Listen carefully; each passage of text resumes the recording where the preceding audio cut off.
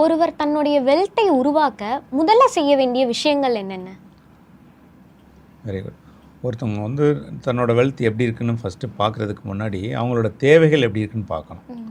So மெயினாக வந்து அவங்களுக்கு ஏதாவது லோன் கமிட்மெண்ட்ஸ் இருக்கான்னு பார்க்கணும். எல்லாருமே வந்து வெல்த்தி அப்படின்னு சொல்ல முடியாது. எல்லோரும் அந்த ஸ்டேஜை கடந்து தான் வராங்க. ஸோ அவங்க பெரிய பணக்காரங்க, அவங்க வெல்த்தியஸ்ட்டு செட்டில் ஆனவங்க அப்படின்னு சொல்கிறதுக்கு முன்னாடி ஃபஸ்ட்டு அவங்களோட பேசிக் நீட்ஸு. நிறைய பேர் லோன் வாங்கியிருக்காங்க. Loan commitments. லோன் வாங்கினா வெல்த்தியஸ்ட்டு கிடையாதுன்னு கிடையாது.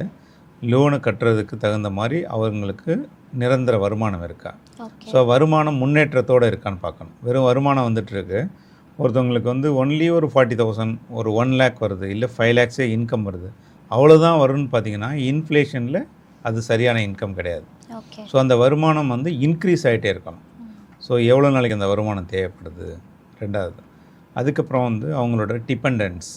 ஸோ சில்ட்ரன்ஸ் அவங்களோட எஜுகேஷனுக்கு நமக்கு தேவையான ஃபண்ட்ஸ் இருக்கா, டிபெண்டன்ட் பேரண்ட்ஸுக்கு எக்ஸ்பென்சஸுக்கு தகுந்த அளவுக்கு நம்மகிட்ட பணம் இருக்கா. ஸோ இதெல்லாம் அவங்க வந்து ரெண்டாவது செக் பண்ணணும். இது இல்லாமல் அவங்களுக்கு சொந்தமாக வீடு இருக்கணும். ஸோ என்கிட்ட நிறைய வெல்த் இருக்குது அப்படின்னு சொல்கிறாங்க, பட் நிரந்தரமாக வந்து அவங்க ஒரு இடத்துல குடியிருக்கணும். அந்த எக்ஸ்பெண்டிச்சர் வந்து கண்ட்ரோலில் இருக்கணும்னா ஸோ கண்டிப்பாக அவங்களோட ஓன் ஹவுஸ் இருக்கணும். ஸோ நம்ம அடிக்கடி நம்ம வந்து கார் வாங்குறவங்களாக இருந்ததுன்னா அதுக்கு ஃபண்ட்ஸ் தகுந்த மாதிரி இருக்கணும். சில பேர் எவ்ரி 5 years சேஞ்ச் பண்ணுவாங்க, சில பேர் எவ்ரி 10 years சேஞ்ச் பண்ணுவாங்க. ஆஸ் அண்ட் வென் நினச்ச உடனேலாம் கார் சேஞ்ச் பண்ணுவாங்க. அப்போ அதுக்கு தகுந்த மாதிரி உங்களோட கமிட்மெண்ட்ஸ் எப்படி இருக்குன்னு பார்க்கணும். முக்கியமாக ஒருத்தர் ஹெல்த் கண்டிஷன் எப்படி இருக்குன்னு பார்க்கணும். ஸோ நம்ம வந்து நல்ல ஹெல்த்தியாக இருக்கோமா, இல்லை நம்மளோட ஹெல்த்தை பாதுகாக்கிற அளவுக்கு நமக்கு வந்து சரியான காப்பீடு, இல்லை அதுக்கு எமர்ஜென்சி ஃபண்ட்ஸு.